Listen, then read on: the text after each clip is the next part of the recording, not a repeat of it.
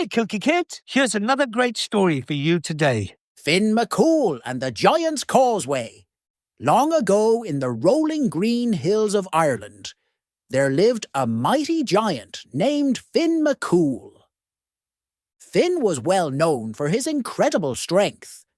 Finn lived with his wife, Oonagh, in a cosy home near the rugged Irish coast where the wild Atlantic waves crashed against the shore.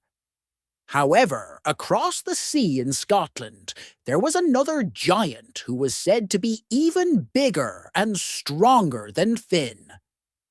One day, they both began boasting about their strength. They would shout insults across the sea, each claiming to be the greatest giant in the land. Eventually, their taunts turned into a challenge. Finn declared, "Let's settle this once and for all. We'll meet face to face and see who is truly the strongest."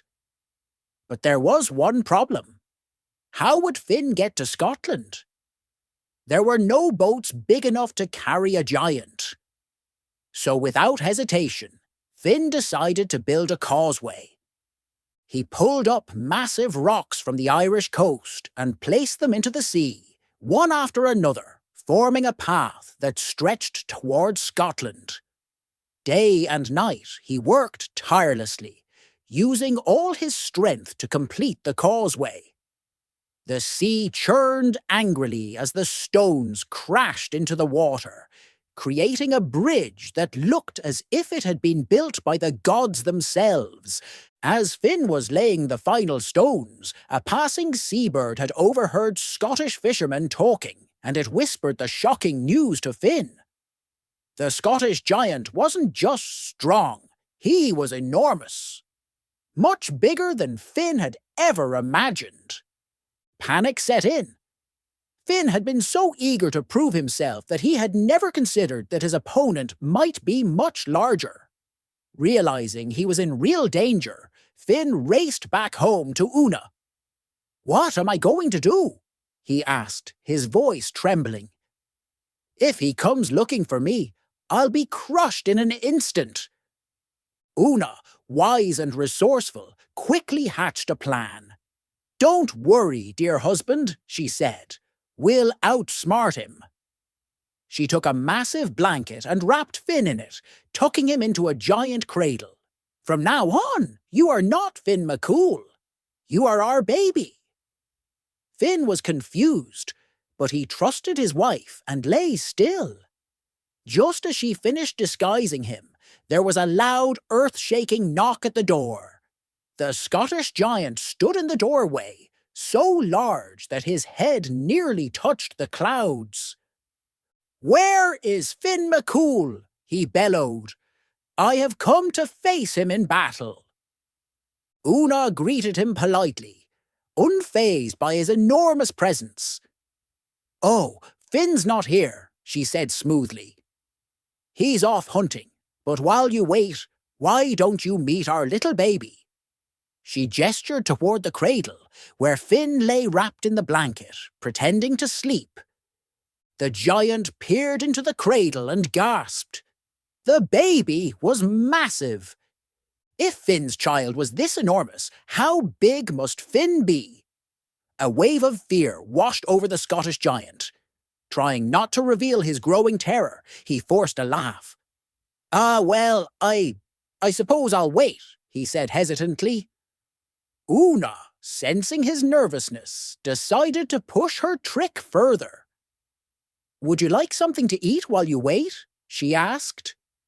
Without waiting for an answer, she handed him a griddle cake, a special one she had prepared just for him. The giant took a big bite, but the moment his teeth sank in, he howled in pain. She had hidden an iron griddle inside the cake, and the giant had just broken several of his teeth. Oonagh acted surprised. "Oh dear, you poor thing. My husband eats those every day with no trouble at all," she said. "I hope you don't have weak teeth." The Scottish giant was now sweating. Not only was Finn's baby huge, but his food was like eating solid rock. What kind of monster was this Irish giant? Oonagh continued to play her part. She led him around the house, pointing out Finn's weapons, which were actually tree trunks and massive boulders. Finn uses these for hunting, she said casually. He won't be happy if he finds an intruder when he returns. The Scottish giant gulped. He could already imagine Finn towering over him, wielding weapons that could crush a boulder in a single blow. He had seen enough. At that moment, Finn let out a fake cry from the cradle. Even pretending to be a baby, his voice was thunderous, shaking the walls of the house. The Scottish giant had heard enough. If the baby was this big and loud, he didn't want to find out how powerful Finn MacCool really was. Without another word, he turned and fled. He raced back across the causeway as fast as his giant legs could carry him. He tore up the stones behind him, destroying the path so that Finn could never follow him to Scotland. In his panic, he stumbled, causing a massive splash that sent waves crashing against the Irish coast. As he disappeared over the horizon, Finn sat up in the cradle and grinned. "That was brilliant," he said. "You saved me." His wife laughed. "Strength isn't always the answer, my dear. Sometimes a clever mind wins the battle." And so, the Giant's Causeway was left in ruins, its once complete pathway now just a series of broken stones, stretching from the Irish shore into the sea. To this day, visitors come from all over the world to marvel at the strange, hexagonal rocks that remain. Some say they are simply a natural wonder formed by volcanic activity millions of years ago. But those who know the old stories understand the truth. It was the work of Finn MacCool, the mighty Irish giant whose wife used her wits to outsmart his greatest rival. Some even say that on quiet nights, if you listen carefully, you can still hear Finn and Oonagh laughing in the wind, telling their story over and over again to the crashing waves below.